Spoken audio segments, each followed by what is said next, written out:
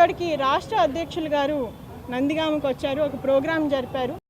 దానికి నాని గారిని పిలవలేదు. ఒక సిట్టింగ్ ఎంపీగా, ప్రజాబలం ఉన్న ఎంపీగా, రెండోసారి యాంటీ వేవ్లో కూడా గెలిచిన ఎంపీగా ఆయనకి ఇవ్వాల్సిన రెస్పెక్ట్ ఏంటనేది ఒకసారి మీరు ఆలోచించండి. అలాంటిది పార్టీ కార్యక్రమాలు, ఒక అధ్యక్షుడు వచ్చినా కానీ ఇక్కడికి పార్టీ కార్యక్రమాల గురించి ఆయన ఇన్ఫర్మేషన్ లేకుండా ఆయన్ని దూరం పెడుతూ మళ్ళీ మీడియాలో ఆయన మీద బురద జల్లడం అనేది ఇది మేము గత సంవత్సరంన్నర కాలం నుంచి చూసిందే. మేము కానీ మౌనంగా ఉన్నాం. ఎందుకంటే మేము ఇప్పుడు మాట్లాడితే పార్టీకి ఇబ్బంది అవుతుంది అని చెప్పి మా చేతులు కట్టేశారు కేశినేని నాని గారు.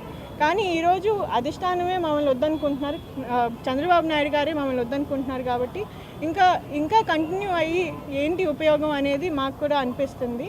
అంటే ఇప్పుడు మేము వచ్చింది కూడా రాజకీయాల్లోకి మీకు తెలుసు, నాన్నగారి మీ ట్రాక్ రికార్డ్ ఏంటో కూడా మీకు తెలుసు. ఇక్కడ నుంచి కనపడుతుంది కనకదుర్గ ఫ్లైఓవర్ కానీ, బెన్ సర్కిల్ ఫ్లైఓవర్ కానీ, అలాగే రూరల్ ఏరియాస్లో టాటా ట్రస్ట్ ద్వారా ఆయన చేసిన సేవలు కానీ.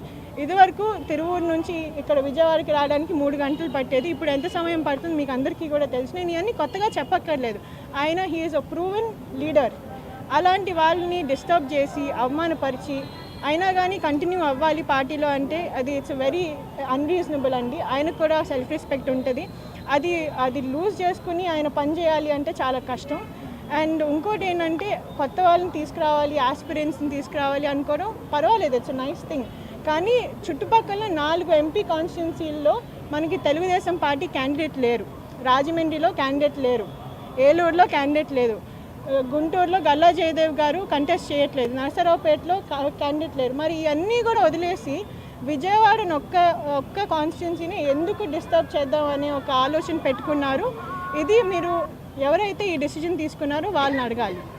ఇప్పుడు ఎంపీ టికెట్ ఇవ్వడం లేదు అనేది కూడా ఒక రీజన్ మేడం మీరు రాజీనామా చేయడం. ఇది అండి ఇప్పుడు మీకు ఒకటి క్లియర్గా చెప్తున్నాను. కేశినేని నాని గారి ఇదేనంటే ఆయన ఎప్పటి నుంచో కూడా నాకు ఇది ఓన్లీ సర్వీస్ కోసం, అలాగే నేను ప్రజల కోసం నేను విజయవాడ ఇక్కడ ఆటోనగర్లో పెరిగాను కాబట్టి నేను నా ప్రజల కోసం ఏదో ఒకటి చేసుకోవాలి అనే ఒక ఆలోచనతో ఆయన పాలిటిక్స్లోకి వచ్చారు. అది అందరికీ మీకు తెలిసిన విషయమే. కానీ అదే ఇప్పుడు అధినేత మమ్మల్ని పిలిచి ఎదురు బొదురు కూర్చుని నాని నీ సర్వీసెస్కి థ్యాంక్ యూ, కానీ నేను ఈసారి మీకు టికెట్ ఇవ్వలేకపోతున్నాను, కానీ మీరు నన్ను సపోర్ట్ చేయాలి అని ఒక్క మాట మమ్మల్ని పిలిచి చెప్పుంటే మేము సైలెంట్గా అదే చేసేవాళ్ళం. మేము వెనక నుండి పార్టీని సపోర్ట్ చేసేవాళ్ళం. కానీ అనవసరంగా గత సంవత్సరంన్నర కాలం నుండి మమ్మల్ని ఎంతో ఇబ్బంది పెట్టారు, ఎన్నో అవమానాలకి గురి చేశారు మమ్మల్ని. సో ఇవన్నీ కూడా మేము సైలెంట్గానే భరిస్తున్నాం. ఎందుకంటే మాకు ఒక అపోహ ఏంటంటే ఇక్కడ లోకల్గా కొంతమంది పార్టీని నష్టపరచడానికి ఇవన్నీ చేస్తున్నారు, అధిష్టానంకి ఇవన్నీ తెలియదు అనే ఒక అపోహలో ఉన్నాం మేము మొన్నదాకా. కానీ ఏ రోజైతే తిరువూరులో జరుగుతున్న పార్టీ కార్యక్రమంలో కేశినేని నాని గారు ఎందుకు జోక్యం చేసుకుంటున్నారు అని అడిగిన రోజే అది ఒక పెద్ద అవమానంగా భావించాం మేము. ఎందుకంటే మా కాన్స్టిట్యున్సీలో ఇది మా కాన్స్టిట్యున్సీ, ఇది మా ఊరు, మా ప్రజలు, వాళ్ళ కోసం మేము ఎంత దూరమైనా వెళ్తాం, ఏదైనా చేస్తాం.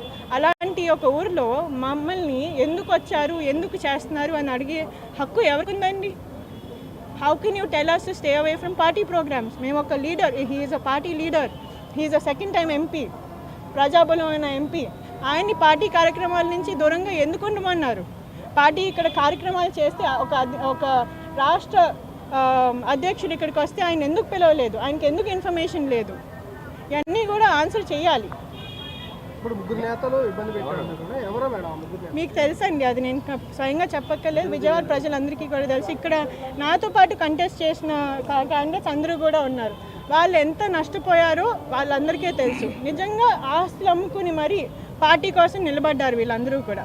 ఒక్కళ్ళు కూడా సపోర్ట్ చేయలేదు వాళ్ళని. ఒక్క ఇన్ఛార్జ్ సపోర్ట్ చేశారో అడగండి వీళ్ళు.